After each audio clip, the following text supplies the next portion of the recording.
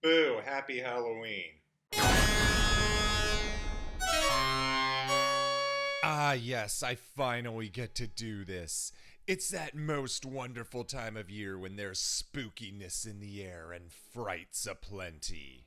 I'm gonna need something good to start this hopefully annual tradition off. I'm tired. Think I'm gonna nap.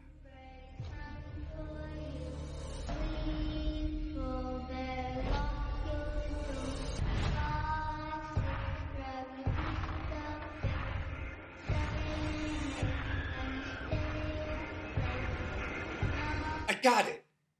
Freddy Krueger! Get out of here now, please! Now! Hey, you forgot the power glove! Oh yeah, you want to talk about horror icons? Freddy with his hat and claws and fucked up face, killing you where nobody can reach you, in your dreams. The Nightmare on Elm Street franchise is right up there as one of the most memorable ones in the already crowded 80s. And just like everyone else who was popular that decade, Freddy had his own 900 number. Dial this number and prepare to be scared. And I'm always around. Of course, the only thing scary about that was the phone bill your parents would get in the mail in 2 weeks. The point is, Freddy Krueger was so ubiquitous, he even showed up in our music. He's home when I'm awake, but he shows up when I'm asleep. I can't believe that there's a nightmare on my street.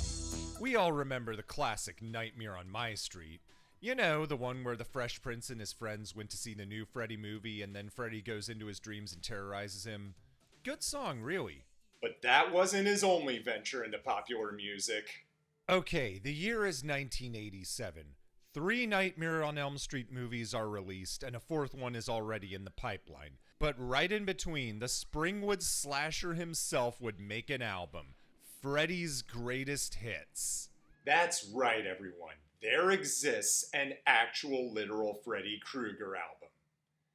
And it starts like this. I'm Freddy, and this is for you. 1, 2, he's Freddy, and this is for you.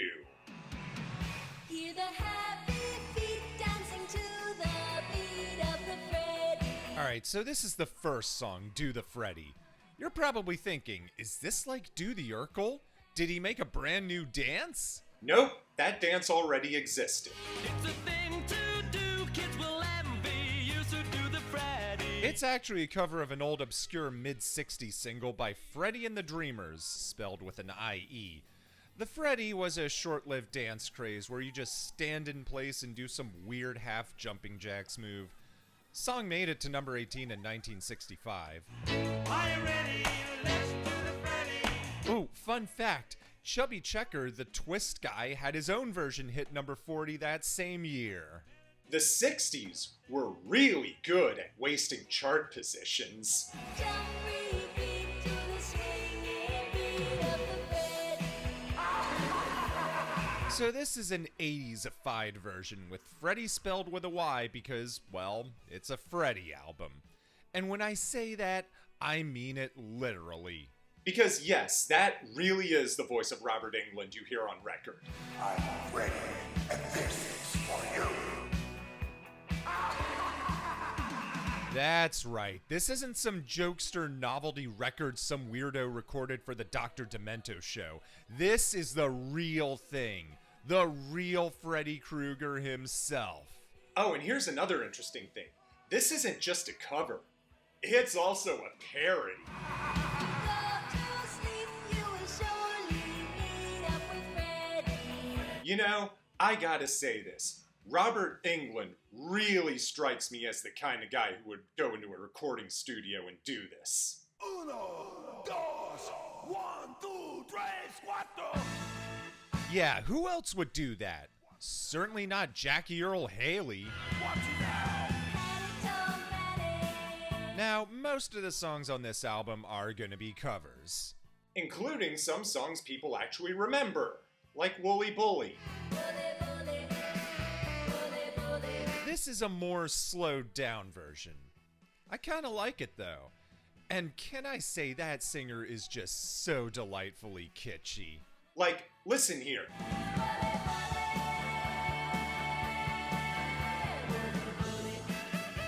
It's like she knows what they're making. And of course, I gotta point out the saxophone here. And this part here, too. You better watch it now, 'cause here he comes. Oh yeah, she does indeed know what they're making. Freddy's coming! Yeah, that's right. Man, Freddy chiming in every minute or so gets so much more charming when you know that's the real Freddy. But I know what you're thinking. Surely there has to be some original songs on here too, right? Obsession. Well, let's get to the second track on the album. It's called Obsession. Nope, not that one. It could work. Maybe. But that's not what they decided to do here. Alright, so we got an original song about how she can't get away from someone's obsession. Without the context of Freddy, this is just a normal sounding song. It could fit pretty well on the radio in between Janet Jackson and Jodie Watley. It's almost like it didn't need to have anything to do with Freddy.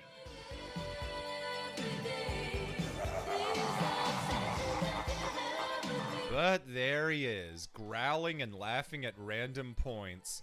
Here it comes off like he's just trying to remind you that, yes, you are listening to a Freddy Krueger album.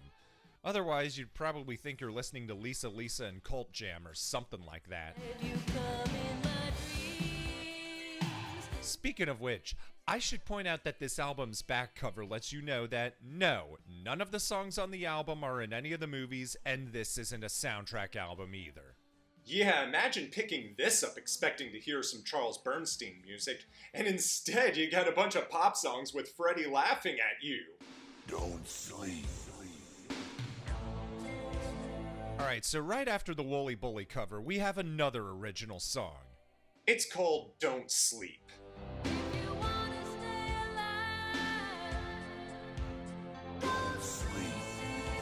This is more like it, right?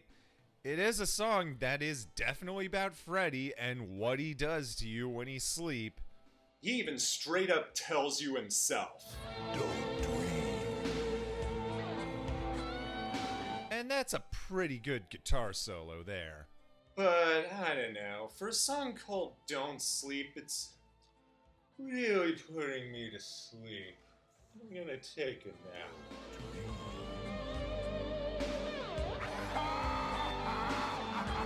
Ah! Oh, damn, Freddy, you got me again. On to the next track. I'm gonna wait till the midnight hour. And in case you couldn't hear Freddy saying it, the next song is a cover of Wilson Pickett's In the Midnight Hour. How fitting.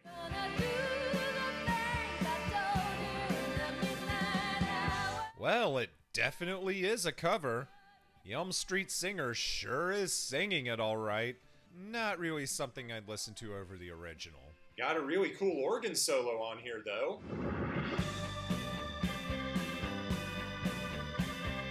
Delightful. But where's Freddy? Just you and me. Ah, there he is. Man, I'd love to be a fly on the wall for whatever recording sessions went on here, with these session musicians doing all these cover songs. And there's Robert Englund saying some lines and laughing.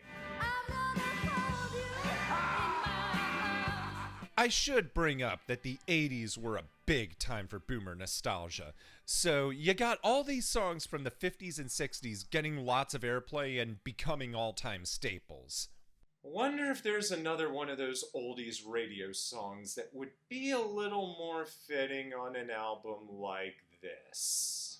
Dream, dream, dream, dream. Ah, yes, of course. All I have to do is dream.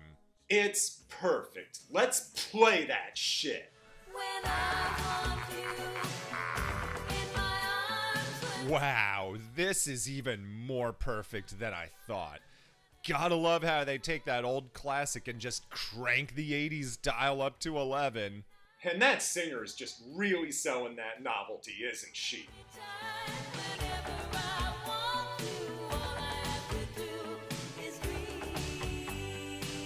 You know, I actually kind of like this version better than the original. It's got some pretty crushing percussion work. The synth is so delightfully childlike. And of course, this song is perfect for Freddy because, well, Did you miss Freddy? Well, just remember, all you have to do is dream. That right there is the album's defining moment. oh yeah, they certainly knew what they were making. The only trouble is, gee whiz. Of all the cover songs on here, I'd say this one is the best, if only because it's the most Freddy-like song on the album. How this never made its way into any of the movies, I'll never understand. Dance or else. This is the kind of party. Well, that's gonna do it for the covers. It's all originals from this point on. This one is called Dance or Else. That's a really menacing title, isn't it? Dance or else. On Freddy's special dance floor, the excitement never stops. Alright, so we got an 80s dance song about Freddy Krueger's dance party. That's right, Freddy's throwing a party. And everyone's invited. There's just one rule applied. But there's just one catch here, and it's right in the title. You have to dance or else. Dance or else. I just love this. It's like Freddy Krueger is the dance commander and he commands you to dance. But what I really love about this one is just how 80s it is. Like the electronic drums, the guitar sounds, the glittering synths. This kind of production is something that can only be done in the 80s. But I know what you're thinking. Does Freddy rap in this?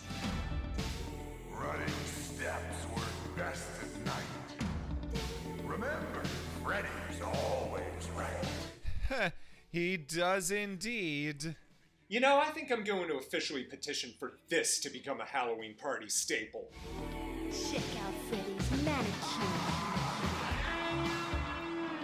I mean, a song about a dance club run by Freddy Krueger where you have to dance or else. Wouldn't this sound so awesome in between somebody's watching me in Thriller? Those of you having Halloween parties tonight, please try doing this and report the effects back to me. I'm really interested in knowing.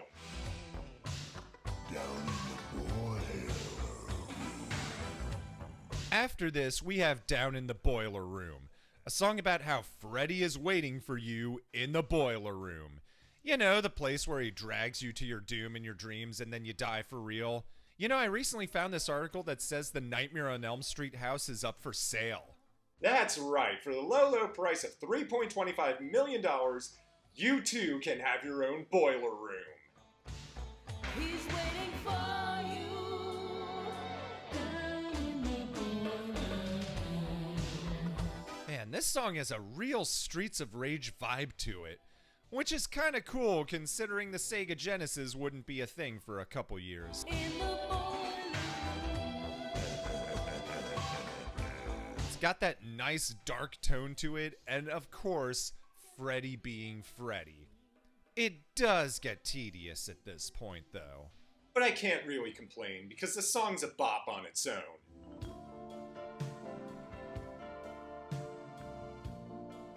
The album closes out with Elm Street Dreams, an instrumental. Sounds like it could be from one of the movies, but again, they made it clear that none of these songs are in the movies. This is just the album's equivalent to end credit music. Not the big hit song they play over the end credits, but the film score they play after the hit song to really get everyone out of the theater. Except for guys like me, who just know there's something at the end of the credits that's gonna blow our minds.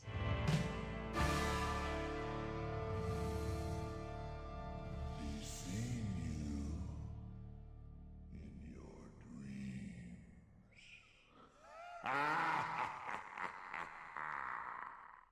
Now that was worth reading all those names for.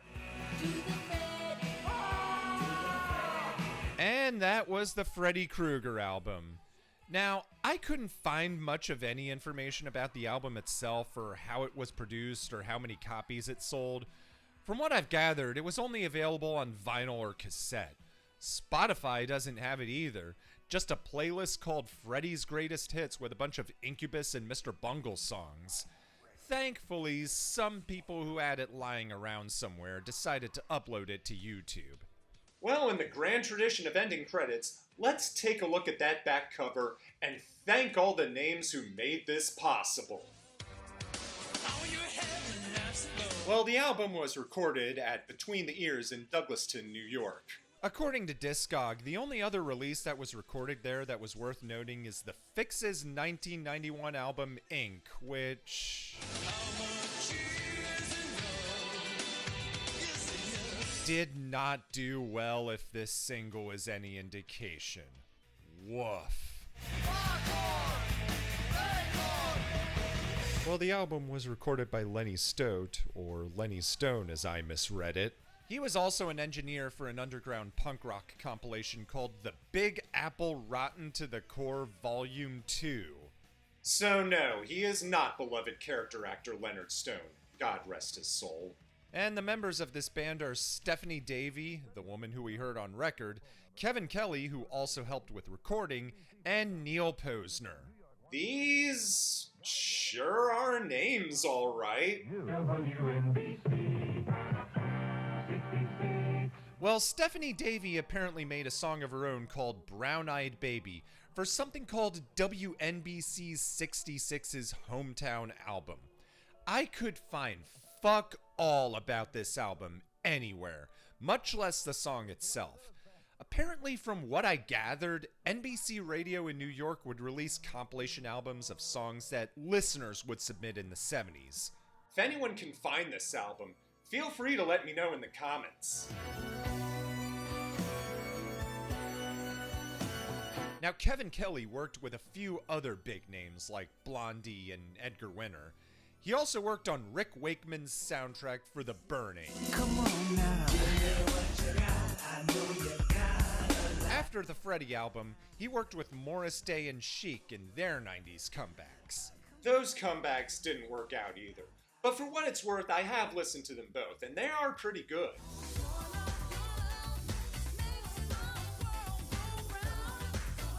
Especially that Chic song. Man, Nile Rodgers making house music. What can't he do right?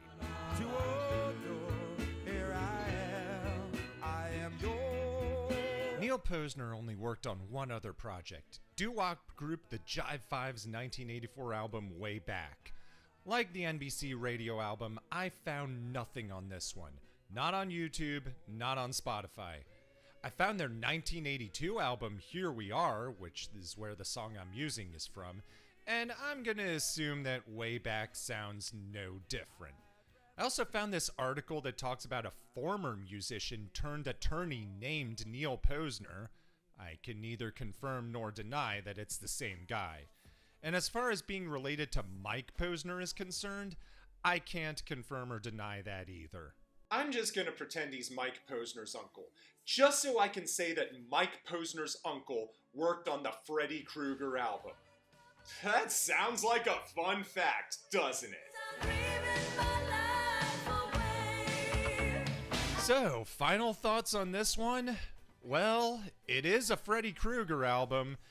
That said, if you're looking for something actually scary to play to really get that Nightmare on Elm Street atmosphere, I'd say just stick to the film scores. This is music to play at your mindless, fun kind of Halloween party for drunken idiots in costumes. And in that setting, it works so well. I'm the CHR83, and if you don't mind, I'm gonna go off to bed. Maybe if I'm lucky, Freddy will show up in my dreams and invite me to his special party.